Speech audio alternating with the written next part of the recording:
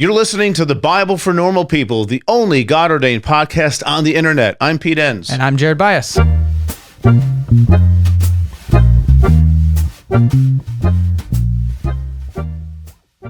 It's July, so of course that means us Americans are thinking about America, so why not have a class about it? Dr. Jemar Tisby, author of the New York Times best-selling book, The Color of Compromise, is teaching our July class called American Christianity, How Did We Get Here? So mark your calendars for July 24th from 8 to 9:30 p.m. Eastern Time, when Jemar will walk us through the history of how Christianity in the U.S. got tangled up with race, power, and very relevantly, politics. How did we get the religious right in its marriage to the MAGA movement? How have Black Christians been a part of the story from the beginning? It's pay what you can until the class ends, and after that, it's $25. And if you can't make it live, no worries. You can buy it now and watch it back later at your convenience. Head to thebiblefornormalpeople.com/American Christianity to sign up.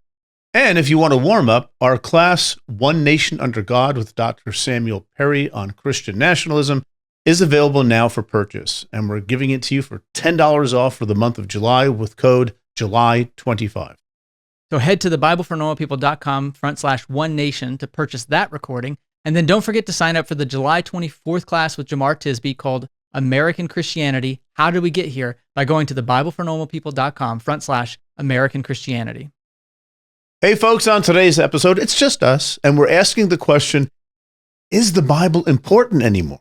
Yeah, we're going to take a couple of different approaches to this. So we want to look at that question in particular, is the Bible important anymore? But then we want to give a little historical context, because as is the case for a lot of the episodes that we have, it's not a new question. And we want to look back at maybe some of the things in history that show us that it's not a new question. Absolutely. But then we need to come back and say, okay, how do we make this more meaningful? If it is important, how do we make it more relevant? Yeah, what is the Bible and what do we do with it, right? That's sort of what we're doing again, just from a different angle, and it's great. I love it. So anyway, let's get into the episode. The Christian tradition depends on us continuing to theologize and continuing to make relevant these claims about who God is and what God's like and God's interaction with humanity. It's not a matter of, you got to stick with the original. That was tried in the early church. It didn't work. You have to bring something else into it. You have to make it meaningful, or else it just becomes a worthless book to read.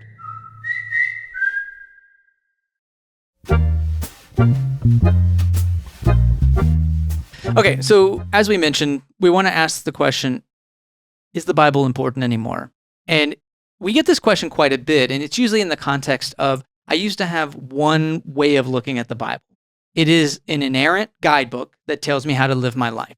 Once that starts to crumble, a lot of times people then begin to wonder, is it important at all? If it's not this inerrant guidebook for answering all of life's questions, then is it valuable at all, or is it important anymore? So maybe you can talk to why we're having an episode on this and why we think it's important. I mean, I just got that, not question, but challenge yesterday. I was speaking in a certain context. I was like, well, if what you're saying is true, what's the point of it all? I was like, it's not true anymore. And we got the nuances of what true means. But yeah, it's, I think people, I'm sensing this, Jared, over the past, I don't know how many years, but more than just a decade, people are like, they're actually taking a step back and looking at the Bible and saying, are you kidding me? Like, this is an Iron Age book. Right. And it says weird stuff. And we have to shoehorn it into our lives somehow. I know many young people who say, this just doesn't speak to my existence at all. Yeah, there are verses, maybe the gospel story, we can talk about things like that, but by and large, the Bible, it's like, what do I care about a battle? Right. David and Goliath, what do I care? What do I care about some made-up story of creation that's not scientific? Would you say, though, that I think there's a growing divide where I think when there was, I don't know, I may be wrong about this, but maybe 5-6 decades ago, there was a little bit more of a cultural or social function to, you go to church and you read the Bible. There was a little bit more of a superficial, growing up, I would have called it like the country club version of Christianity. That sort of kind of brought everyone together. It was more cultural. And I feel like it's gotten to be this divide where I think more and more people are asking that question. Like, well, this seems so foreign, so irrelevant, so out of it. But then you also have like Christian nationalists and others, and maybe more evangelicals who are like doubling down on the Yes. relevancy of the Bible. Not only is it relevant for how I live my life, but it needs to be relevant for how you live your life. We need to have it in the governmental structure.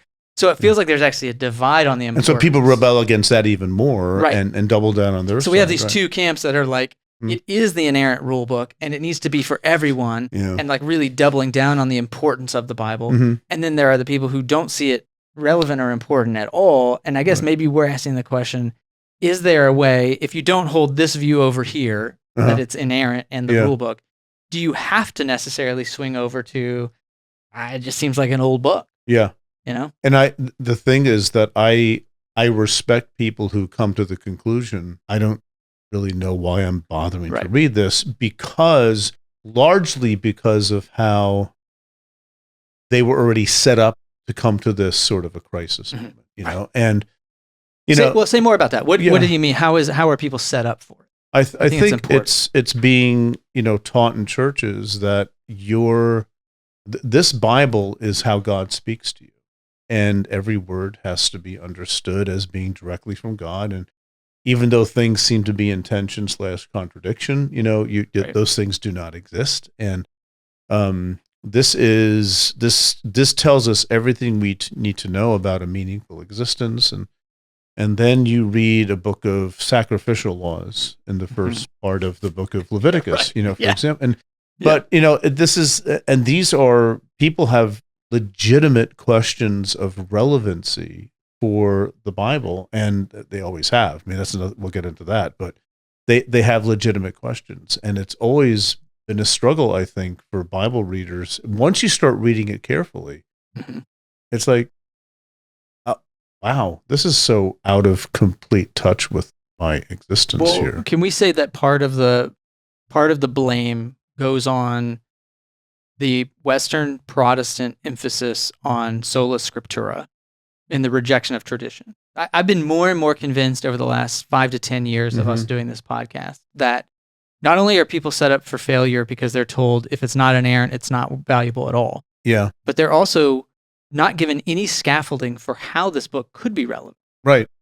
Which is what tradition is. Yeah. Like that, the Catholic tradition or even Jewish tradition. Yes. Is generation of generation building a scaffolding for how you're connecting this text to. And if that bridge, if that gap gets too wide, no wonder people are like, yeah, this, when I look at what it is, rather than the soft landing of, but how did my parents and grandparents and great-grandparents honor a tradition that had been built up from that time of the text to now?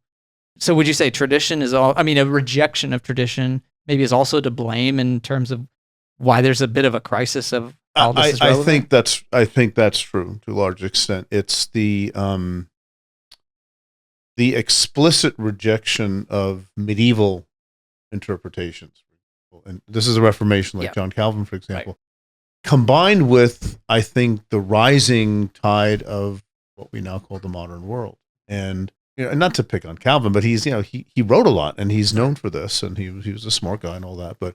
For him, there's one meaning to the text. It's the historical meaning.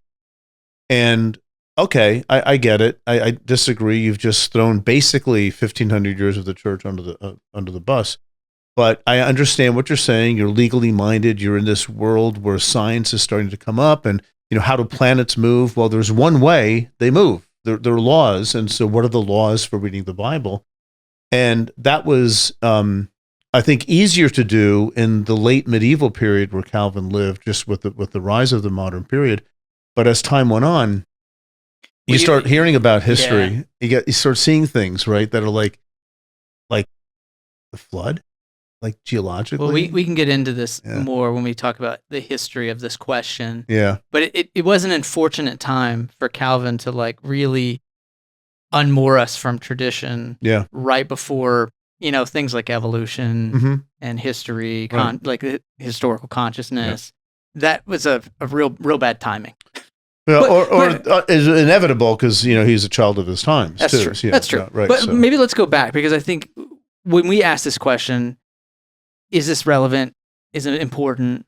It may feel like this is a novel idea, a novel question, but maybe we'll go back to the text itself. Let's start there, and then let's come forward and say, let's situate ourselves here, kind of in history. So does the Bible itself, because we often we'll go back and be surprised that a lot of these questions we think are new, actually find it in the text itself. So, I mean, in some ways, it's anachronistic to even ask that question because it's like, well, the Bible doesn't even reference itself. So if we're talking about the Bible, well, we didn't even have the Bible. The books that became the Bible. Right. Or the writings. But what do you have to say about that in terms of this being not a new question? Can we go back that far, or do we got to start? No, I mean, it's baked into what became the Bible. You have these writings that were written at different times, different places. And, the prime example in the Hebrew Bible is how the book of Chronicles, the books we have 1st and 2nd Chronicles, right, how they interpret the period of the monarchy. Now, that sounds very dry and all, but the bottom line is that it's a very different take, because I like to think of what we have as the Bible.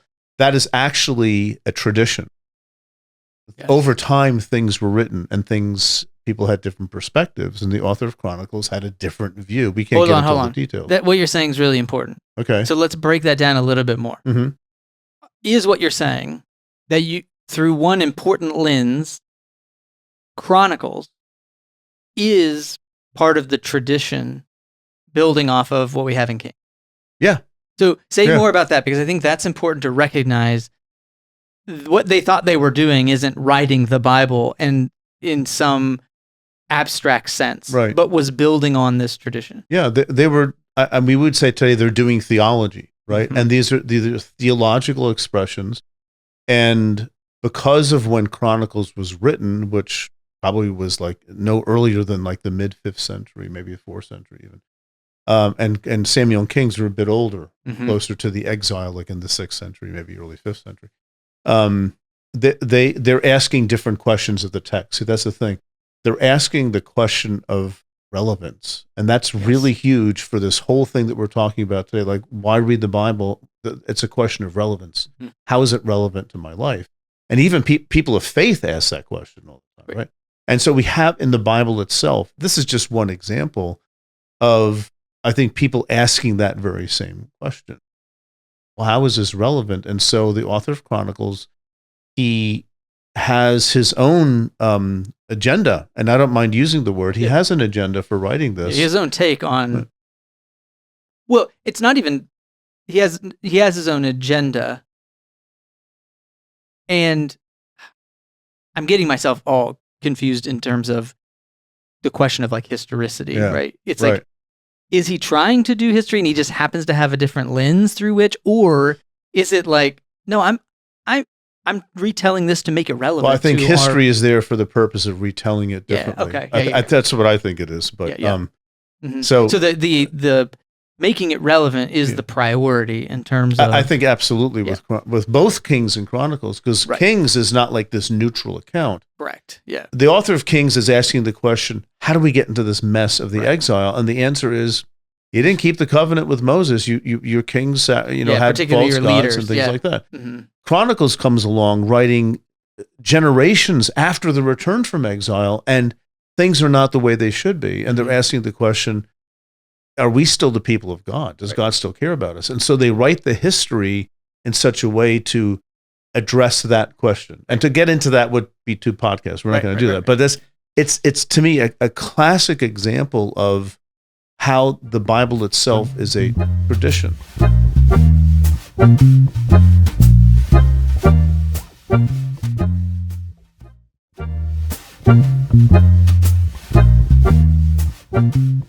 I don't know if this is where you're going to go, but the very shape of it, that we start with genealogy in Chronicles, gives it's very material and very practical. Yeah. That to make it relevant, there is these genealogies, the names that connect the generations from Adam to all the way the mid 5th century. Right. That's 9 chapters of names are boring as anything, but not for them. It's like we're telling our story. Point number 1. We have a tradition that goes back to the beginning. Even though it seems like we've been forgotten by God, we haven't been, right? That's the point. That'll preach, as my Baptist friends say, right? And that's good stuff. But you see, that's the Bible. They're asking the same question that my classmates are asking, like, how do you see God in these stories? It doesn't make any sense. Well, yeah, I mean, think about that. I mean, I think this is actually, I'm glad we started here, because if you think of the people that are being written to in that Chronicles generation, Mm-hmm. I think it's not unhelpful to think of us Mm-hmm. in that situation. Sure, yeah. Well, here we are generations later. How is this relevant to us? Right. Right? The situations have changed. The things that we thought God was going to do, God hasn't done. The things that we thought were going to take place haven't taken place. We thought we were going to be protected in this way, we are. Like, whatever those questions are that we have theologically, Chronicles the people coming back after this traumatic event, and now generations have even passed since then, and you're asking, like, what's this all about? Yeah. So it's fascinating to me to see. It's not just a Chronicles curiosity, as that. what's Right. it all about, but it's Who what are does it we? mean? What does it mean to us, right? right. And it's important to note it's not just, secular people who ask that question. It's people, well, they don't, some people are just so outside of the whole Christian universe that the question doesn't pop into their head. Of course it doesn't. But for people within the faith tradition, they're the ones asking this question because, they've been told to read the Bible their whole lives, and they did. And this is long, and I don't understand. I can't make it through First and Second Kings. It's too tedious. It's too boring, right? It's interesting from a historical point of view if you're a scholar, all that kind of stuff. But I think it's hard for people to connect. Now, some people say, "Well, I connect with it." That's great. Many people don't, right? And the question of the relevance of the Bible is, I get that question in one way or another from my students on a regular basis, and I understand what they're doing, but it's not new. See, that's the thing, right. Yeah, and I think that's what a lot of people need to hear. Right. Is okay, welcome to Christianity. Well, I mean, just for example, in the very early centuries of the church, you have somebody like Origen, who was an allegorer. He would allegorize text because he lived in that context and was working off of other people before him. But the idea, for example, some of the violence texts in the Bible, it's like, well, how do I relate to this? And his approach was that this is not some liberal, right? His approach was, yeah, that's nuts. There's no way, So, and you should take those texts and interpret them symbolically, right? That's sort of what allegory means, it's symbolically. And it's like, so here he's asking the question, that text as it stands does not connect with anything that I know as a philosophically minded Christian, what God is like. And good for him. That's a good question. And this continued, and there was a debate even in the early centuries of the church between, do you read it like literally historically or do you read it allegorically? And they couldn't make up their mind. And then eventually what happened is that, literal is interesting, but it's not the most interesting. It's actually sort of boring when you get down to it, but there are other levels of meaning. And they did that for one reason. How can God speak to us through a text that's not really relevant to us from a historical point of view? And I think for me, the point is they found a way. They found a way. And Jews did too. Right. Yep. Exactly. So it's not, and for me, I think again, it's hard to not come back to that fundamentalist framework if that's what you grow up in, because then it feels like, well, now you're just making stuff up. It's like, well, yes, that's how you keep traditions alive, is you figure out a way to keep the tradition alive. It's not, again, it's such a different way of thinking that I think is hard for people. And some people don't, and they just say, well, it's not that important to me. I'm just going to leave it behind, which I respect and understand for sure. But there is, for those who do want to do that, it just takes a lot of mental and emotional work to see that there is a framework that not only allows for this, but celebrates it. And ultimately, I would say depends on, right?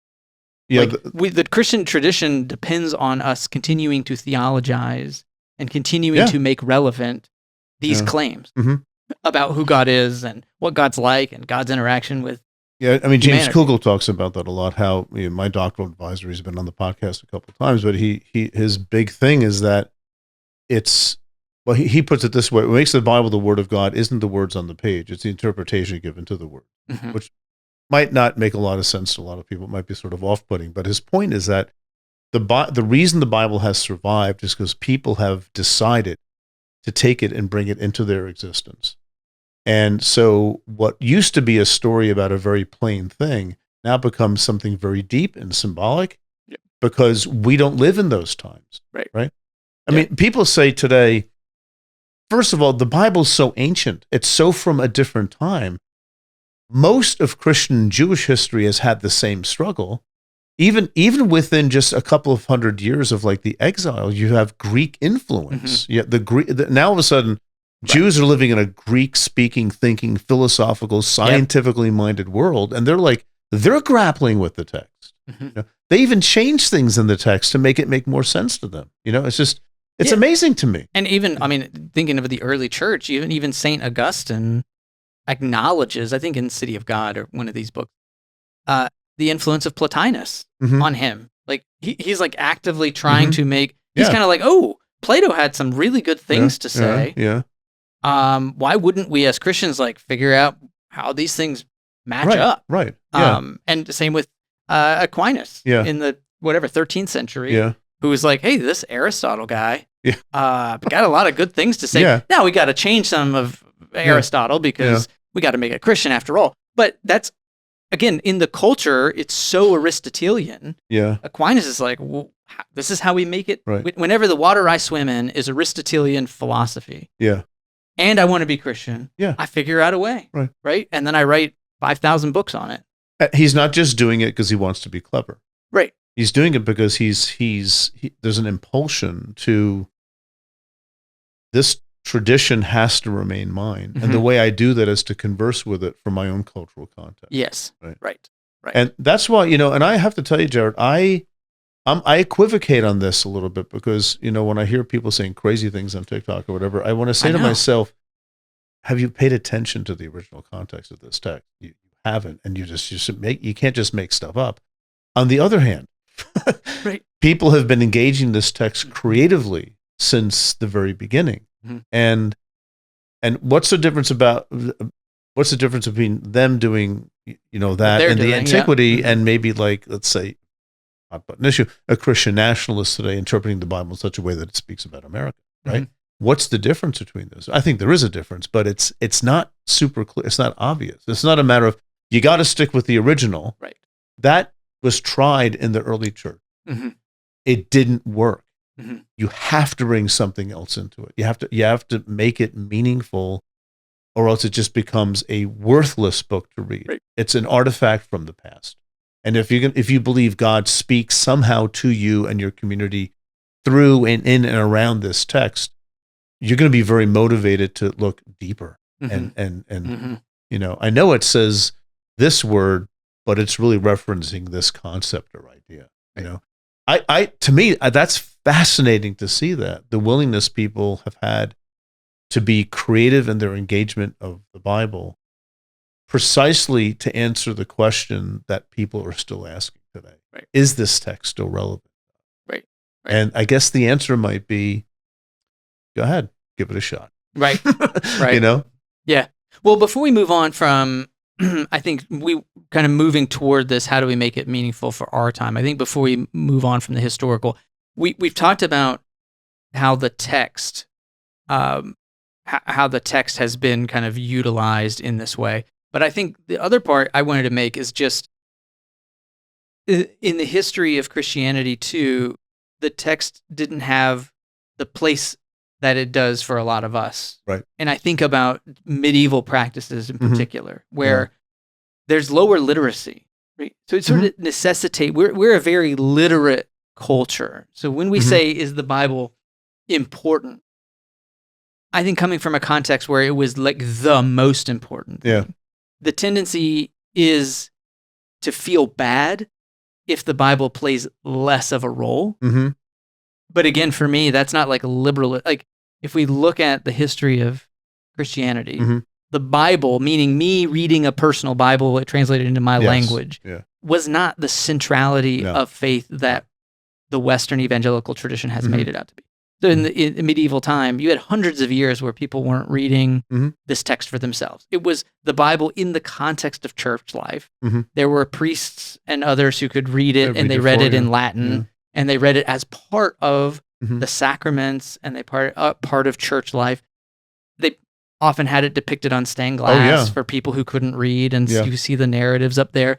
So it was a part of life, but it wasn't the central part of Christianity. Right. And so I think also, I just think it's important that you're able to have permission to not make that binary choice and say, I don't know, maybe for some Christians, your Bible, where the role it plays in your Christian life is you still go to church and you found a very liturgical church who does a gospel reading every week. Right. And you're doing just as much or more Bible than most Westerners in the history of Christianity. That's a good point. You don't have to like read it from cover to cover every year. Yeah. And on your own, decide, how can I make this relevant to myself? It's maybe just relax. And the church calendar, I think, every 3 years you're reading the whole Bible in church. Isn't that the point of the liturgical calendar? Yeah, yeah. Is there cycles, and so they're reading it, and they don't read all of it.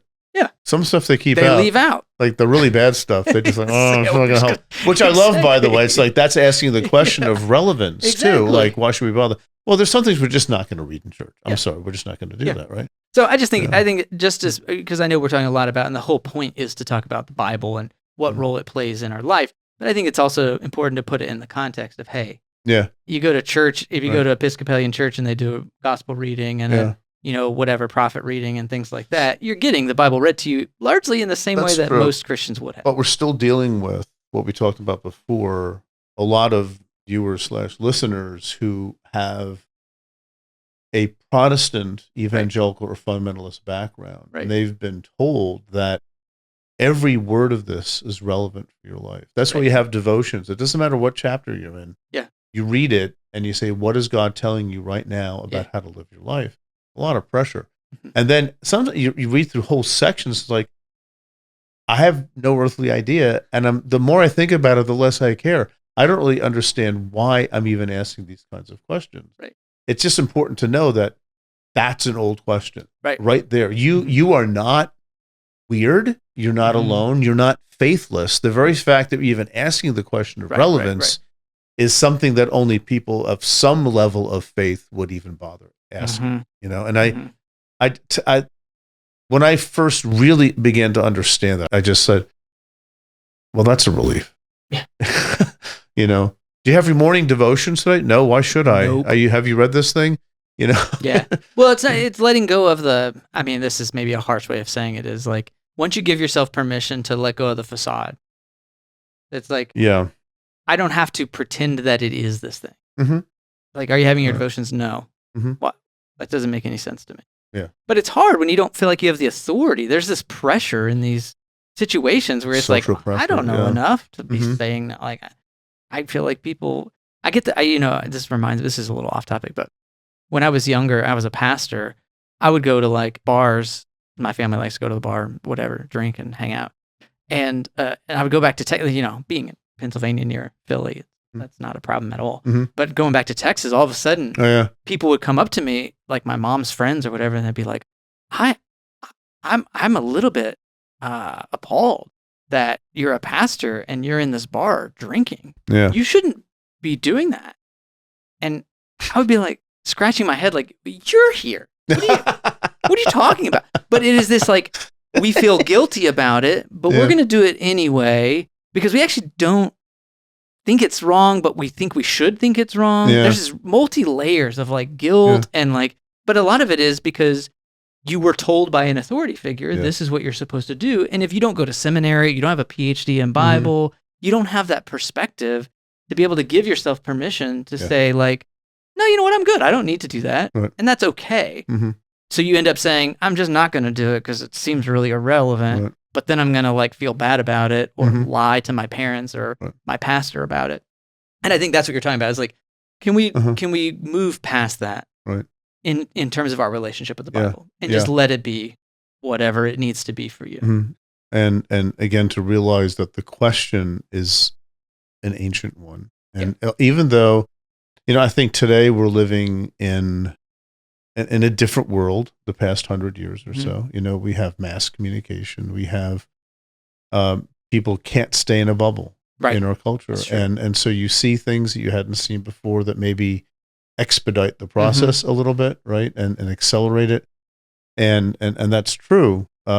But the fundamental question of what does this text mean? And again, assuming there that the person asking it is actually maybe hoping for some relevance or whatever. But even if they say, I don't see any relevance to it at all, I think people have to come alongside and say, we understand this is this, and this is not a new question. That doesn't mean it has an easy answer for you. Just asking the question doesn't make you some sort of a heretic. Right. Where God now is, how dare you ask that question of me? Yeah. Don't you trust me? It's not really you that much. It's how they talk about you in this text. In this text, you know, like it just seems weird. And Origen would say, yeah, you're right.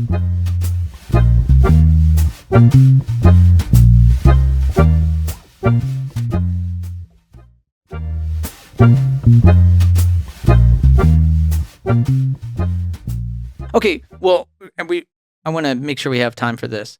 Let's maybe talk about the future here a little bit. Like, so what I'm hearing is say this is an old question, and it's okay if you're asking that question, and it's kind of okay however you want to answer that question.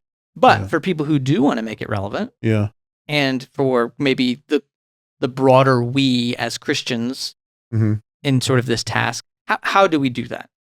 How do we move from, we finally have given ourselves permission to say, yeah, it's not relevant, but I don't want to stay there. I kind of want to make it meaningful. Right. What do we do? Tell us, Pete. Well, Save us, Pete. I can only speak from my own experience. Oh, so, fine. And I would say finding a community that understands that question is very important, because you know, on your own, it's sort of like it gets old, it gets boring, and you get confused or whatever, but you just don't feel supported. And you know, again, this is sort of simplistic to say, because all churches and all traditions have their strengths and have their weaknesses.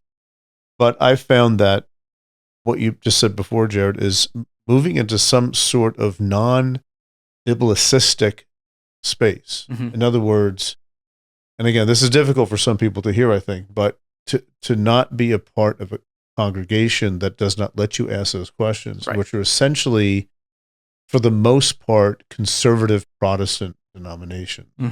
I'm not condemning them. I mean, some of you might be, as I'm saying this. Go ahead, Pete, condemn it. I don't know enough. I'm not going to condemn whole denominations. But those that have come out of the modernist fundamentalist debates of the late 19th and early 20th century, that's baked into their DNA to make sure you never say, I don't understand the relevance of the Bible for my life. Yeah. Liturgical contexts tend to be either more understanding or completely open to that idea. And they don't make the complete acceptance of everything in the Bible the center of their faith. You know, like, you know, what we believe. I always go to those things. You know, number one, the Bible's the inerrant, infallible word of God. It's meant to, all that kind of stuff. Okay, that's great. Other churches, that's down further, and they don't put it that way. You know, they're more practice oriented, which a lot of early Christians were, by the way. And it's a different vibe where you can feel free to ask questions. You know, in my Episcopal church, we read the Nicene Creed every week. But you should hear people talking about it afterwards. It's like, I don't get half of this stuff. So, I mean, they understand it. But it's like, is this really true? And I know people are like, shocked, the Nicene Creed, you're calling into question things. They're trying to understand the relevance of that. And but they feel free to ask the question.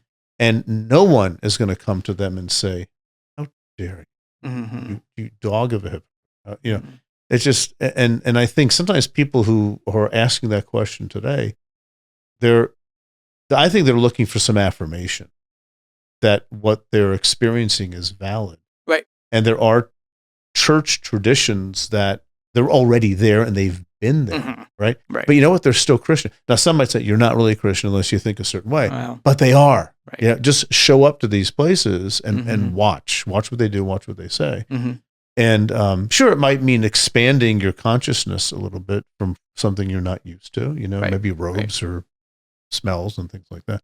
But yeah, there are church traditions that are not beholden to that, the mixing my metaphors, the DNA of this modernist fundamentalist war, which many Christians are still fighting with relish. Yeah. But more than a century later. Yeah, I have 4 practical points, I think, for people in terms of if you want to make this relevant and meaningful. Mhm. And what you just articulated, I'll say it in one sentence and maybe a little harsher. And I think that's divorce ourselves from inerrancy, which is just, it's no longer compelling, and it comes with a lot of baggage. Mhm. Right? So both, from what you're saying, is from that theological tradition, because you're not going to find a place that's going to be open to questions and give you space to figure this out. And also just kind of I would just kind of say in your own thinking, like, where do you still have inerrancy?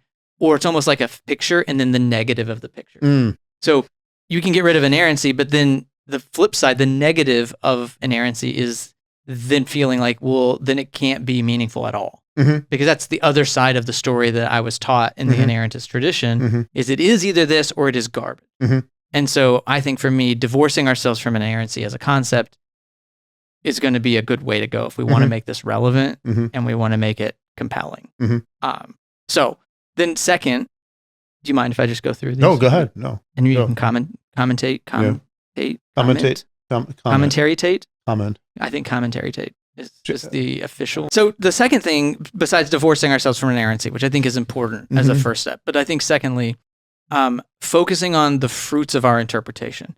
So you said it in episodes, and I think a lot of our guests have been saying it, is think about how this might motivate or inspire loving and positive action, right? So being able to focus on the fruits of the interpretation. What does this interpretation motivate in me, excite in me, compel us to as a community of faith? Helps bring that relevancy to the surface, because it really is asking, what's the fruit of this? Which is different than for some traditions. The fruit of it is getting people to make a decision for Christ or something, right? And that's which again the pressure, goes back to divorce ourselves from inerrancy. That's rooted in an inerrantist way. Well, and not necessarily an inerrantist, but usually they will go hand in hand. It's rooted in a particular way of reading the story, right? And what words like hell mean, right? All that kind of stuff. But yeah. So I think focusing on the fruits rather than, again, for me, reading the Bible was often an exercise in reinforcing what the Bible is, reinforcing what I'm supposed to believe, rather than thinking about, okay, what does this reading compel us to do? Or what's a reading that would compel us to love our neighbors better? So using it more as fuel for the fire. That's 2. I think 3, kind of going to that point about medieval Christianity, using it alongside other sources of information, right? Like that can help make it be relevant when you're asking very curious questions of, what does the Bible and science have to do with each other? How do we figure out what the proper place for that is? Oh no, I'm on my own. I have to read the Bible and figure it out. But right. So I think putting it in its proper place, that Wesleyan quadrilateral. Let's put Scripture alongside experience and tradition and reason, and have it play a place, but not be the main event.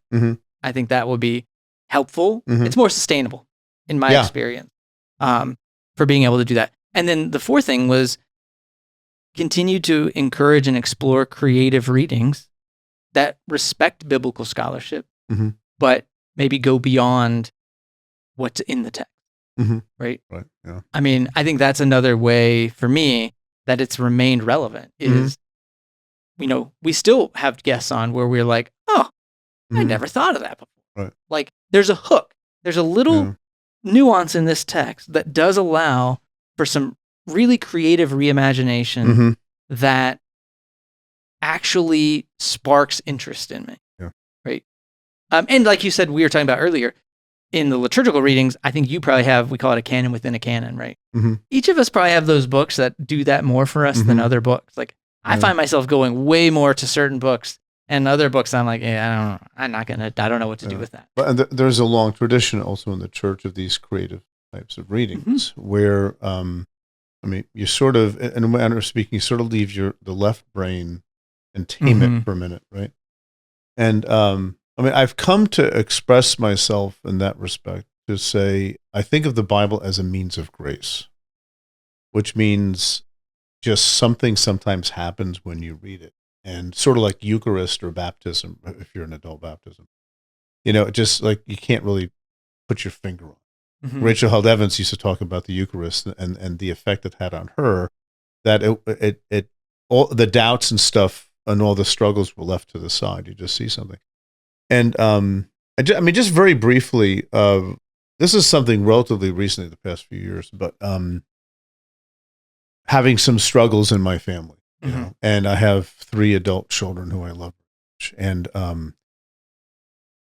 feeling despondent about what's happening and other sorts of things I don't want to get into, but I stumbled upon Ephesians 3:14, and I have a couple of verses written on the back of a picture that has my kids when they were 7, 4, and 1, going to get a Christmas tree or something. And on the back of that, I wrote out by hand, "For this reason, I bend my knee before the Father, from whom every family on heaven and earth derives its name." Mm-hmm. Now, whoever wrote Ephesians, it probably wasn't Paul, but it's like, for this reason, well, that's his context before that. But for me, this reason was the picture of the kids on the other side, right? Mm-hmm. And family, I know he doesn't mean nuclear family. He means probably nations or things like that. Mm-hmm. But that didn't matter, because, and it was meaningful to me. It became very relevant to me. And I know I'm breaking 80 rules of, evangelical interpretation, but it doesn't matter at that point. See, so that's what I think that point that you made about exploring creative readings, not just because, maybe because your soul depends on it almost. It's not just like a creative exercise. Like, let me see what weird thing I can say, which happens in a lot of Bible study.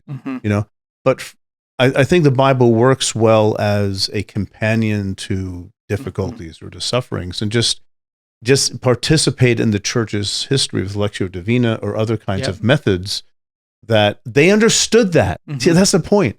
They understand this stuff, right? And we're like, I don't know about this book. It's a little irrelevant. Okay, just read stuff from the past and you see it. And seeing that broader perspective of it's not your job to be the biblical scholar who's towing the line of biblical scholarship. I think of Tevye in The Fiddler on the Roof, who's often just like botching context and saying, as the good book says, right? And tradition. And it's just like, but I always was so compelled by that, because it's such a sweet leaving at the door. Like, this matters to me. Right. Like for Tevye, it's like, this text matters to me. And you know what? Like, I'm going to let the rabbi roll his eyes and say, that's not what that means. Who cares? That's the rabbi's job. You toe that line. That's great. But for me, I'm going to say, as the good book says, like, I'm going to make it relevant. And it's like, it's going to rip it out of context. And that's where, for me, the focusing on the fruits is important, because like you said earlier, where it's like, where do we draw the line between a Christian nationalist interpretation and what they're doing with the text versus, your Ephesians quote on the back with your family, or Tevye? It's like, they're not causing harm. Right. They're actually engendering compassion and love, or whimsy and fun and joy. Like, these are positive things. So it's not the thing in itself. It's what is it producing? Right. And that gives the freedom to be creative. Right.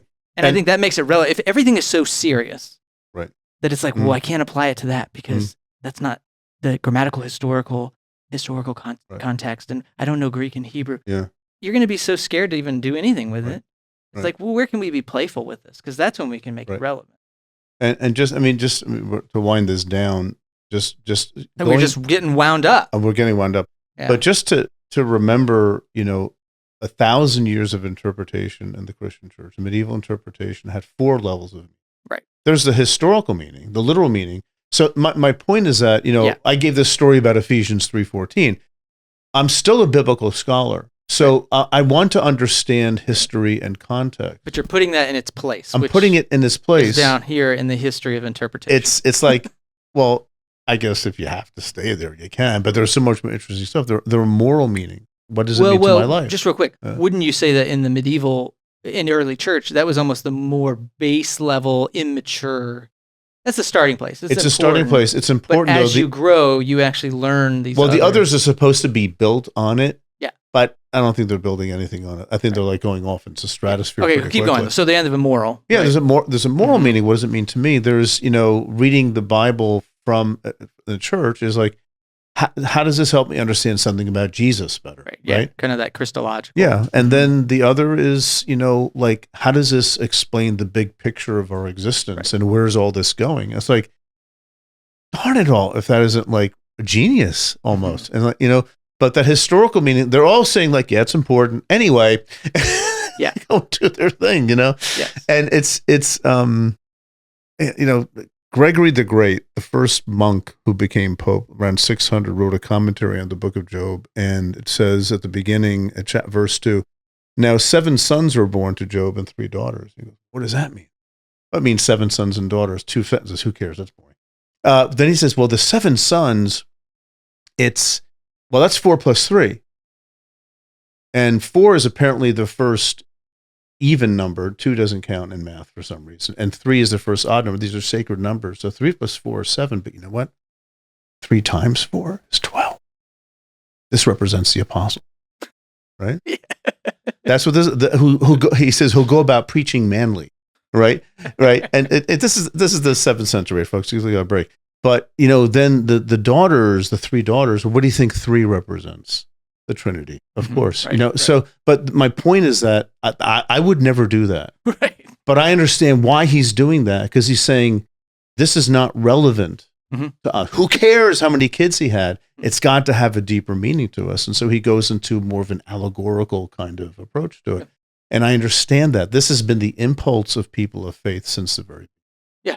And I think that is the impulse, too, of, growing up charismatic in a very apocalyptic, heavy household, where that was precisely why it was so compelling to think we were living in the end times, is because it made the Bible relevant to us now. And there were all kinds of codes. I had a book called The Bible Code, right? Where it's like unlocking the deep mysteries, and it made it so personal and relevant. It's like, well, we're in the story now in a radical way. And again, I wouldn't espouse that as maybe a particularly helpful way of approaching it, but the impulse was there to say like, there are these ways to try and make it relevant. And I think that's important. And I think to acknowledge that the Bible can be a means of grace differently for people. And we won't get into this. We have to bring this to an end, but are there boundaries? Yeah. What are there? I'm not sure. Right. We can talk about that another time. We can play with boundaries. I think there are boundaries, and I think it is the ethics of it. We could talk about it, but I do think that's why I added in my list focusing on the fruits. Right. Because there is something about the ethics of the reading it's important. For me, that plays into the boundary. Right. It's like, we can do that, but if it's causing harm, we should. Well, Augustine, if your interpretation promotes love, it's a good interpretation. If it doesn't, it's a bad interpretation. Yes, exactly. That's another old dead guy. Yeah, exactly. Yeah. All right. Well, let's end with quoting St. Augustine after we skewered Calvin. All right. See ya. Yeah. Well, thanks to everyone who supports the show. If you want to support what we do, there are 3 ways you can do it. 1, if you just want to give a little money, go to thebiblefornormalpeople.com/give. And if you want to support us and want an all-access pass to our classes, ad-free podcast, and a thoughtful community of people asking tough questions about the Bible and faith, you can become a member of our online community, the Society of Normal People, at thebiblefornormalpeople.com/join. And lastly, it goes a long way if you just wanted to rate the podcast, leave a review, and tell others about our show. In addition, you can let us know what you thought about the episode by emailing us at info@thebiblefornormalpeople.com. You've just made it through another episode of The Bible for Normal People. Don't forget you can catch our other show, Faith for Normal People, in the same feed wherever you get your podcasts. This episode was brought to you by the Bible for Normal People team. Brittany Hodge, Joel Limbowen, Melissa Yando, Tessa Stoltz, Danny Wong, Lauren O'Connell, and Naomi Gonzalez.